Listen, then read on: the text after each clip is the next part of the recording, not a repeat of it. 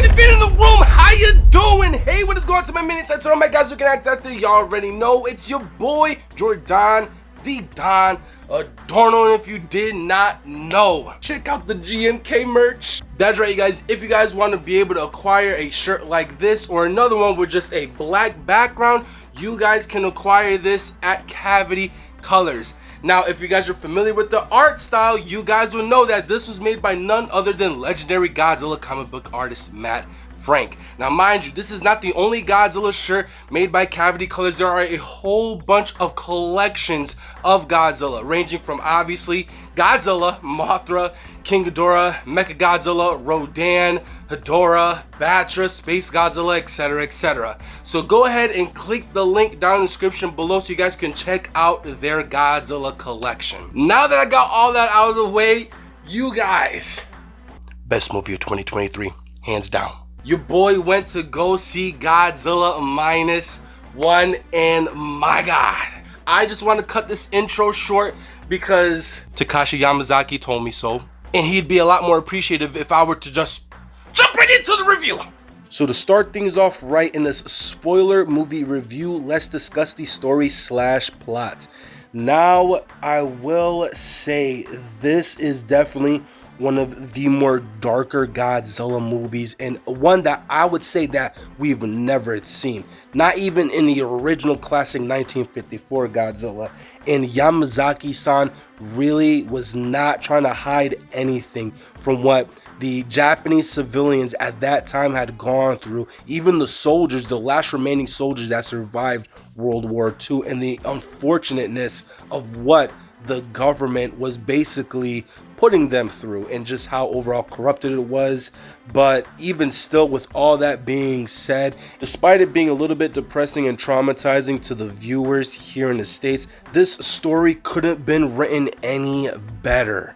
Alright, shoutouts to you, Yamazaki-san, once again for coming up with such a very classic and a very heartfelt historical story for that of Godzilla. Especially of recent years where some of the story plots were just bland and too hard to understand, this was not the case.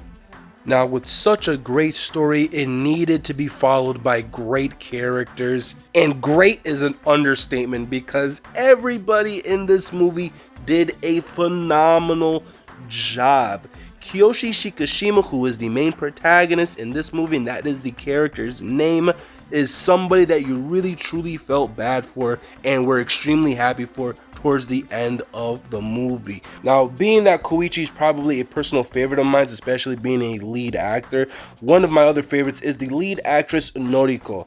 Their love angle was so adorable, and it gave them, in my opinion, the proper amount of character development needed for this movie. Now, as for the three men on the boat that just so happens to be everybody's fan favorite, being Doc, Captain, and Kid, those three men did an amazing job playing their role and were a key factor to Koichi's character development. And I'll also add Tachibana-san for forgiving Koichi towards the end of the movie. Everybody did an amazing job, and the overall vibe that I got personally was extremely nostalgic to that of what we would normally see in the Showa era. Now, I'm one of many other people that say this.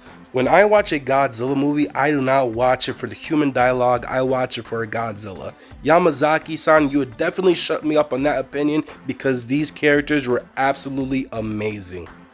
Now, you guys already know there's no other important character in a Godzilla movie than Godzilla himself.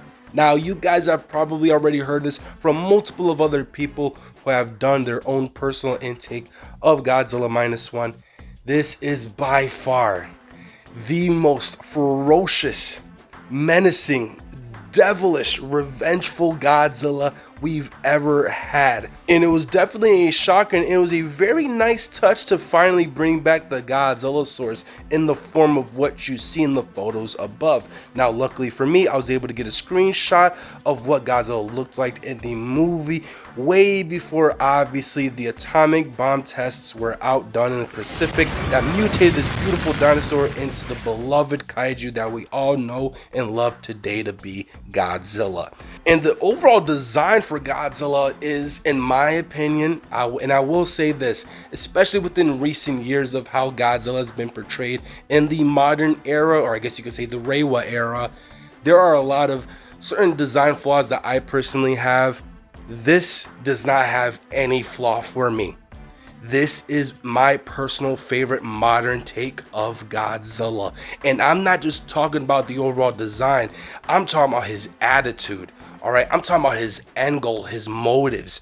Oh my God, and you guys know how much I love GMK, and I'll always say this, there's no better way to bring back and introduce Godzilla into a newer audience in today's modern society than making him a vengeful force of nature.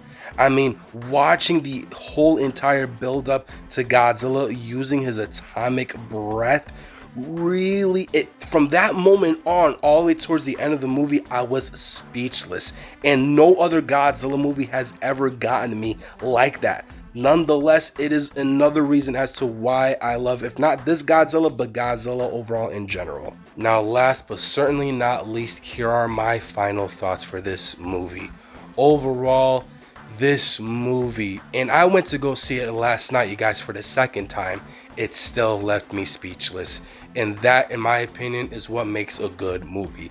Especially within recent years, you know, we've been getting the same treatment within recent years when it comes down to superhero movies, kid-friendly movies, and other action-packed movies, sci-fi related movies. Nonetheless, Godzilla never disappoints. And from me, watching this, it made me feel like a kid again. It gave me the feeling that I got when I first saw Godzilla when I was 2 years old in Ghidorah the Three-Headed Monster. I'll never forget it. On that specific day, there was an entire marathon showcasing both the Showa and Heisei Godzilla movies that were dubbed in the States. I'm lucky enough to grow up with the Millennium era and even currently right now the Reiwa era. And I'm even more proud of saying that than by watching Godzilla Minus One. Yamazaki-san, in my opinion, for Toho's sake, you resurrected Godzilla. And if you guys did not know this, this specific Godzilla will also be showcased in the Godzilla Battle Lines mobile app. So go ahead and check it out. And that is it for today's movie review, guys. I really do hope you guys enjoyed this. If you guys haven't had the chance to go watch in your local theater ASAP. Overall, if you guys enjoyed this video, you already know, make sure to leave a like, comment, and subscribe, and see you guys very, very soon.